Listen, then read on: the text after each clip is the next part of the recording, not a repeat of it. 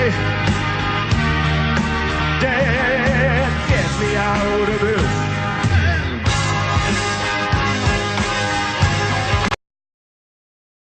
I was just more or less echoing what these guys said about Coach Jones was a great motivator, great teacher, great role model for all of us. I don't ever remember hearing him swear or anything like that. He'd get your attention without all that.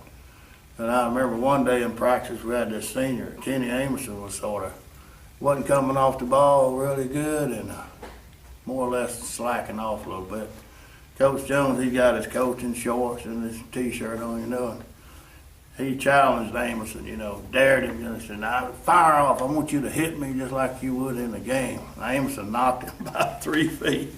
Coach Jones got up and said, "By God, that's what I mean right there. That's what I want you to do every time. Fire off the ball." I know it had to hurt him, but he didn't show it. He got up and just kept right coaching. And if it had been me, I don't believe I'd have hit him that hard. But that was one of the funny stories about Coach. And then him driving the school bus to the ball games over Mobile.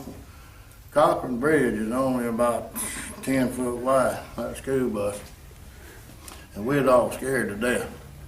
And he got right on that bridge one afternoon. And I guess it was hot. He decided to take his jacket off. So he pulled it over his head. You remember that? Yeah. And he got over where he couldn't see and he hollered, "Manager!"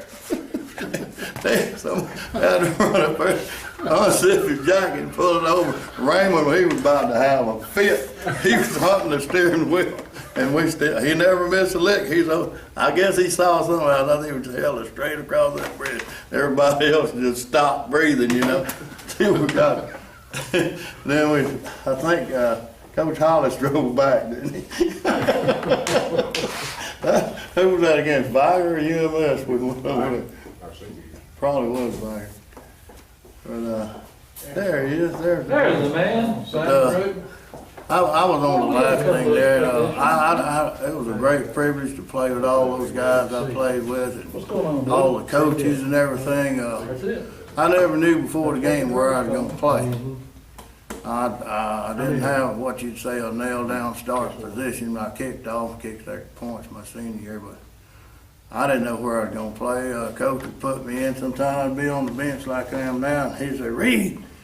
I'd run up there and he'd drag me about 10 yards while the play was going on, and then if we got a first down or something, he'd look at me and say, "Go sit down, what you doing up here?" Like he didn't ever call me up there, Probably happened to you before.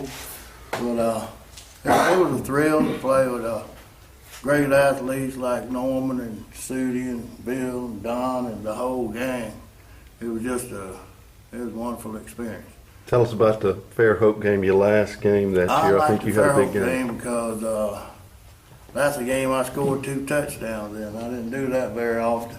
I guess they had it planned to throw the ball to me, and Fairhope wasn't looking for them to, so it worked.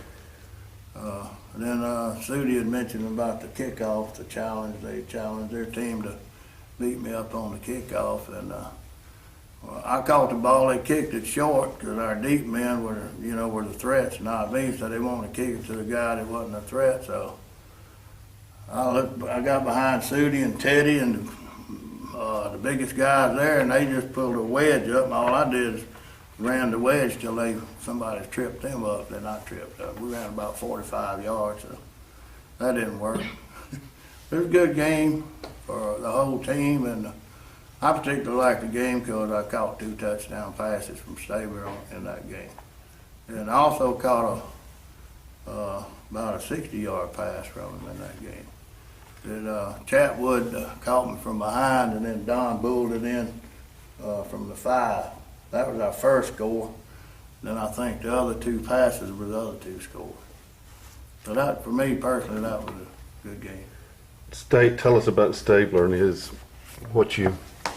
anything you remember about him playing, his athletic ability. Otis was responsible for making sure that Stabler was at practice on time, things like that.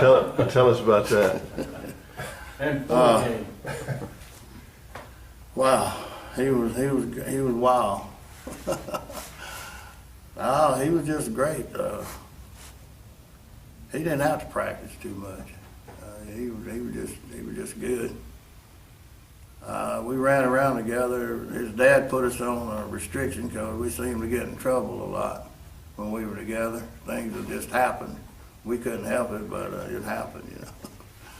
But what do you want to know about him? Well, just whatever you want to What can tell. you tell? He was legal. I think all the statute of limitations have already passed by now. I know you don't want to hear about tearing up the police car. But needless to say, we got caught. And he could be falling down and throw it, you know. He was accurate. A couple of times, my junior year was his sophomore year. So I played on the second string. My first year out, I only played 2 years. But we were pals on the field and off the field. And when he really wanted to do something, you know, he let you know in the huddle what to do. He was good. He was good all the way around. He could run it. He was so slithery, you know. That's where he got the name Snake, I guess. You know, you couldn't grab a hold of it, and he was slow as poison. So you expect him to be there, and he's still back here. So you know, he was nothing to say. He's just a great athlete, and I was proud to be a part of knowing him as a person. He was a good person. He wasn't that bad of a guy, just devilish. Guns and money. Dad, get me out of this.